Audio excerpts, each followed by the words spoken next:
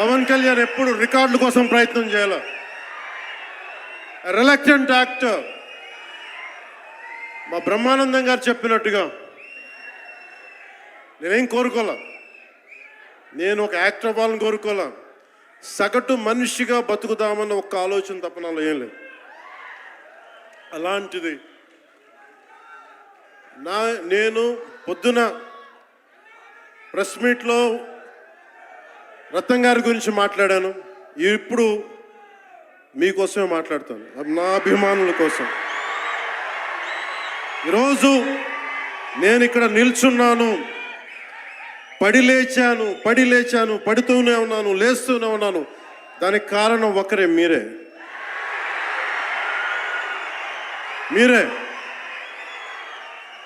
పడిపోయినా, కింద పడ్డా, లేచినా, ఉన్నా, అన్నా నీ వెంట మేము ఉన్నామని. నా దగ్గర ఏమన్నా ఆయుధాలు ఉంటాయా? నా దగ్గర ఏమన్నా గుండాలు ఉంటారా? నా దగ్గర ఎవరు లేరు, గుండెల్లో ఉండే మీరు తప్ప.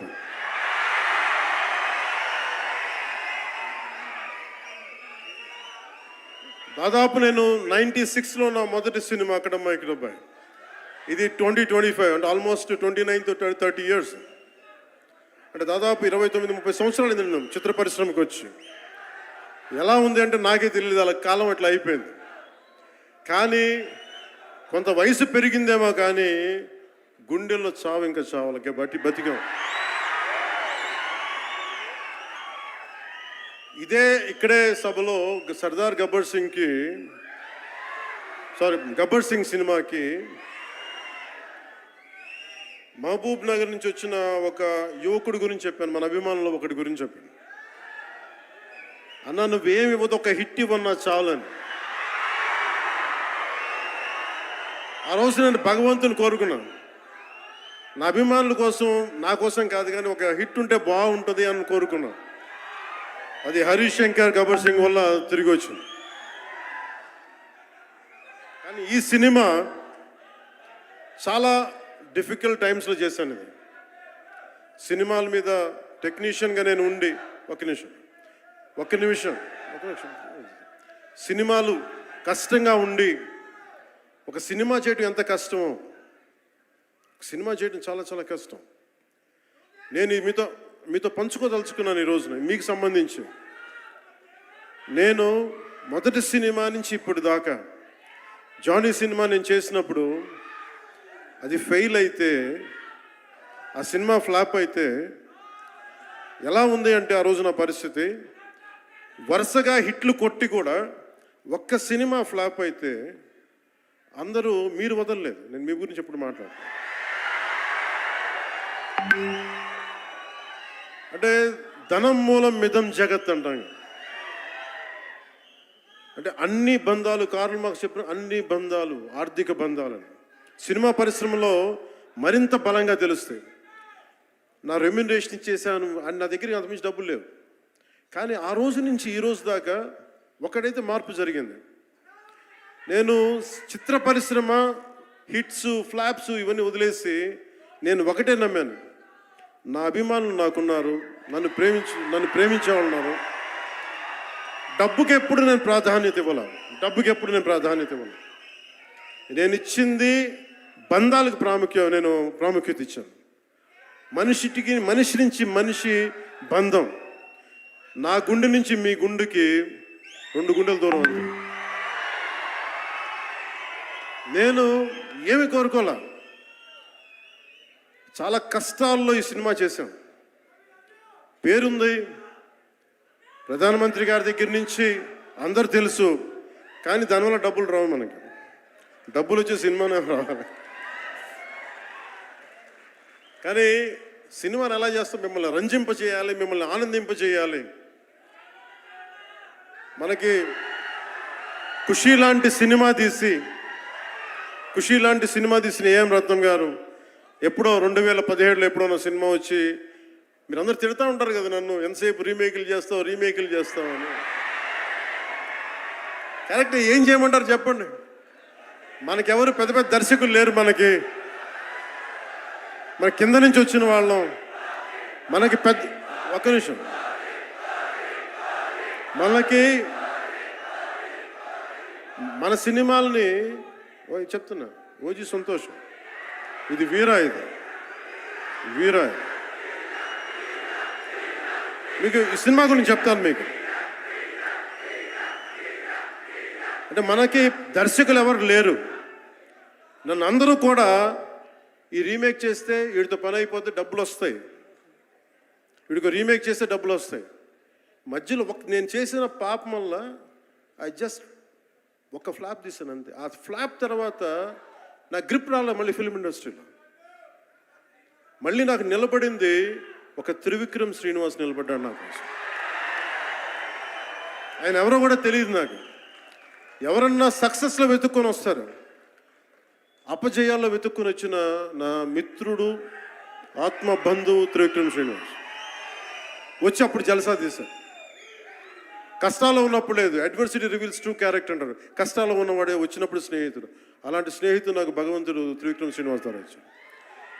అలాగే ఎందుకు రీమేక్స్ చేశాను మీకు ఉంటుంది కదా. నా పార్టీని ఎవడు నడుపుతాడు? కొత్త కథలు తీస్తే ఎప్పుడో వెళ్ళిపోద్ది. నా భార్యని కానీ నా పిల్లల్ని కానీ ఎవరు పోషిస్తారు? నేనే పోషించుకోవాలి, దానికి డబ్బులు కావాలి, పార్టీ నడపాలి. వీటన్నిటికీ రీమేక్ అనేది నాకు కొంచెం ఈజీ దారి అయింది. సొంత సినిమాలు కొత్త సినిమాలు చేయలేక కాదు, వేరే దారి లేక. నాకు దేశం పిచ్చి, సమాజ బాధ్యత పిచ్చి, సినిమా మీద ఉన్న కరెక్టే. నేనంటే మీకు పిచ్చి. అలాంటి నేను ఒక మంచి సినిమా రావాలని కోరుకుంటే అది ఏం రత్నం గారి ద్వారా వచ్చింది. కోరుకున్నాడు ఆయన, నీతోటి ఒక బలమైన సినిమా తీయాలని. ఏదో ఆయన కూడా ముందు రీమేక్ వచ్చారు, అవి అటు ఇటు తిరిగి యాక్చువల్గా క్రిష్ గారి వల్ల ఈ సినిమా వచ్చింది. ముందు జాగర్లమూడి క్రిష్ గారికి మనందరం ముందుగా కరతాళ ధ్వనుల ద్వారా చాలా బలంగా తెలియజేయాలి. ఆయన ఒరిజినల్ ఫౌండేషనల్ వర్క్ మీద ఇది ముందు. వ్యక్తిగత కారణాలు, కొన్ని ప్రొఫెషనల్ రీజన్స్ వల్ల మధ్యలో ఆయన వెళ్ళిపోవాల్సి వచ్చింది. ఈ సినిమాకి 2 కరోనా ఇది వచ్చినాయి, 2 కరోనా వేవ్స్ కొట్టినాయి. దాని మధ్యలో నలిగిపోయింది సినిమా. అలాంటి సమయంలో ఒక ఆస్కర్ విన్నర్ ఎక్కడో మనం ఆంధ్రప్రదేశ్లో చిన్న బడ్జెట్లో సినిమా తీస్తే మన బడ్జెట్స్ ఎంత ఉంటాయి? 10 కోట్లు 15. అలాంటి సినిమాల నుంచి సంగీత దర్శకత్వం వహించి మనం పెట్టే నాటు నాటు నాటు అనే పాట ప్రపంచమంతా ఉర్రూతు లూగిస్తుంది అనేది తెలియజేశారు కీరవాణి గారు. అలాంటి కీరవాణి గారు నేను ఈ సినిమాని ఎన్నిసార్లు చేసే పరిస్థితుల్లో నిజంగా ప్రతిసారి నాకు నిరుత్సాహం ఉండేది. నాకు తెలుస్తూ ఉంటుంది కదా, నిస్పృహ వచ్చినప్పుడల్లా ఆయన ఏదో ఒక ట్రైలర్ రిలీజ్ అయ్యేది, ఆయన మ్యూజిక్ చూస్తే మళ్ళీ ఒక ఉత్సాహం వచ్చేది, ఒక ప్రాణవాయువు నింపేది. సార్ ఈ సినిమాకి ఈ రోజున ఇంత బలంగా ఆత్మవిశ్వాసంతో ఉన్నామంటే you are the hero sir, you are the true hero sir for us. Without Keeravaniji's music this is not Harihara Veeramallu. ఈరోజు హరిహర వీరమల్ బలంగా ఉంది అంటే it's only the dedication and the kind of effort he has put into the film is truly commendable and truly admirable, sir. We are truly grateful to you, sir. మధ్యలో వారి నాన్నగారిని కోల్పోయి ఆ సమయంలో కూడా మనస్ఫూర్తిగా ఆ బ్యాక్గ్రౌండ్ స్కోర్ ఇచ్చినందుకు, సొంత తండ్రిని కోల్పోయి ఇచ్చినందుకు మరోమారు వారికి ప్రత్యేకంగా కీరవాణి గారి టీంకి, కీరవాణి గారి గాయకులకి, వారి రికార్డింగ్ టీంకి, వారి ఇంజనీరింగ్ డిపార్ట్మెంట్కి, ప్రతి ఒక్కరికి నా హృదయపూర్వక ధన్యవాదాలు.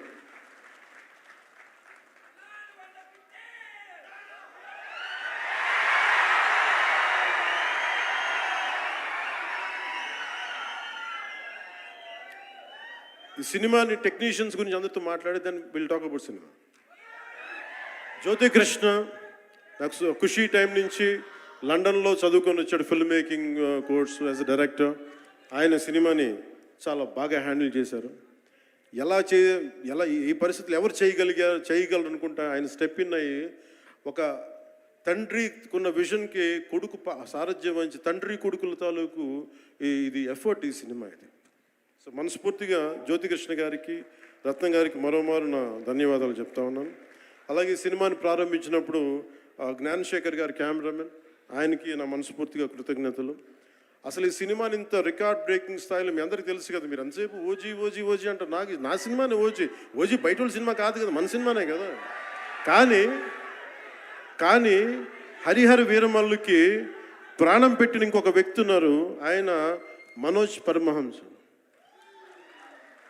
అంటే నాకు టైము, నేను రోజు చెప్పాను 2 గంటలు ఇస్తానని చెప్పాను. నేను అడ్మినిస్ట్రేటివ్ నా దగ్గర ఉంది, ఈశ్వర్ ఖండ్రే గారి లాగా నేను కూడా ఫారెస్ట్ మినిస్టర్, దాంతోపాటు పంచాయతీ రాజ్ ఉంది. వీటన్నిటి మధ్యలో నేను ఇవ్వగలిగేది 7 నుంచి 9 2 గంటలు ఇస్తాను. మీకు ఏం చేస్తుంటారో చేసుకోండి. వారానికి 5 రోజులు ఇచ్చాను. ఈ 5 రోజుల్లో దాన్ని చాలా పగడ్బందీగా ప్లాన్ చేసి మంగళగిరిలో ఉన్న జనసేన పార్టీ ఆఫీస్ నుంచి 2 గంటల ఒక కూతవేటు దూరంలో ఉన్న నా సన్నిహితులు, నా మిత్రులు రమేష్ లింగంనేని గారి మిడ్ వ్యాలీ స్టూడియో, వాళ్ళ స్థలం ఉంటే దాన్ని మిడ్ వ్యాలీ స్టూడియోస్గా మార్చేసి అక్కడే సెట్స్ చేసాం. మొత్తం మేజర్ వర్క్ అక్కడే చేసి దాన్ని స్పెషల్ ఎఫెక్ట్స్ చేసాం. ఇలాంటివన్నీ